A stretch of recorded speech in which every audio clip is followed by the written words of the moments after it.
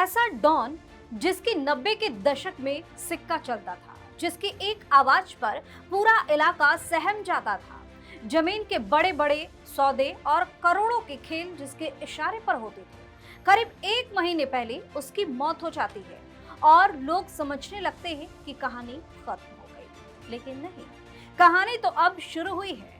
मौत के ठीक एक महीने बाद जब पुलिस उस मरे हुए डॉन के आलिशान बंगले का दरवाजा तोड़कर अंदर घुसती है, तो जो मंजर सामने आता है उसने सबके होश उड़ा दिए। कमरों का दरवाजा खुलता गया और पुलिस की आंखें फटी की फटी रह गई।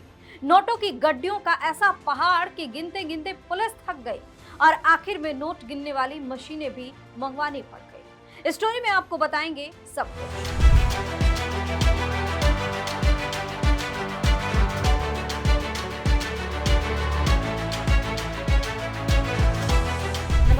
वीके न्यूज देख रहे हैं और मैं हूं आपके साथ दिव्या सिंह। बात हो रही है महाराष्ट्र के छत्रपति संभाजी नगर के कुख्यात डॉन बाबा फरजान की, जिसके बंगले पर क्राइम ब्रांच ने अब तक का सबसे बड़ा और चौंकाने वाला छापा मारा है। यह पूरी कार्रवाई इतने सीक्रेट थी कि इनकी भनक किसी को नहीं लगी। सुबह जब पूरा शहर सो रहा था, ठीक तड़के 4 बजे क्राइम ब्रांच, आर्थिक अपराध शाखा और भारी पुलिस बल ने पड़े गांव यानी मिटमिटा इलाके में स्थित बाबा फरजान के आलिशान बंगले को चारों तरफ से घेर दिया। शुरुआत में तो एक सामान्य छापेमारी लग रही थी, तलाशी लग रही थी, लेकिन जैसे जैसे पुलिस बंगले के भीतर दाखिल हुई, यह ऑपरेशन एक बड़े सस्पेंस थ्रिलर में बदल गया। पुलिस की यह कार्रवाई कोई 1-2 घंटे नहीं बल्कि पूरे 21 घंटे तक लगातार चलती रही। जब पुलिस ने बंगले के 2 खास कमरों की तलाशी ली तो वहां नोटों की इतनी भारी खेप मिली कि अधिकारियों के पैरों तले जमीन खिसक गई। हर तरफ सिर्फ और सिर्फ 500 के नोटों की गड्डियां बिखरी पड़ी थी। हालात ये हो गए कि हाथों से नोट गिनना नामुमकिन हो गया, जिसके बाद आनन फानन में 5 करेंसी काउंटिंग मशीनें बंगले के अंदर मंगवानी पड़ी। मीडिया रिपोर्ट्स के मुताबिक इस छापेमारी में पुलिस को जो मिला है उसकी लिस्ट किसी को भी हैरान कर दी।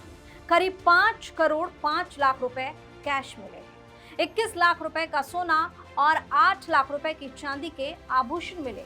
हथियारों का जखीरा, 4 राइफलें, करीब 500 जिंदा कारतूस, कई तलवारें और धारदार चाकू भी बरामद हुए। हालांकि पुलिस इस पूरे मामले की कड़ियों को जोड़ रही, इसलिए अभी तक इस बरामदगी की आधिकारिक पुष्टि होना बाकी है।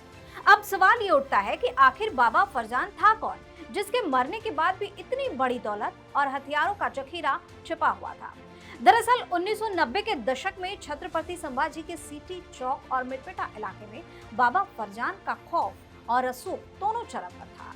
जमीन के विवादित सौदे और बड़े बड़े आर्थिक लेन देन में उसका एक छत्र राज चलता था।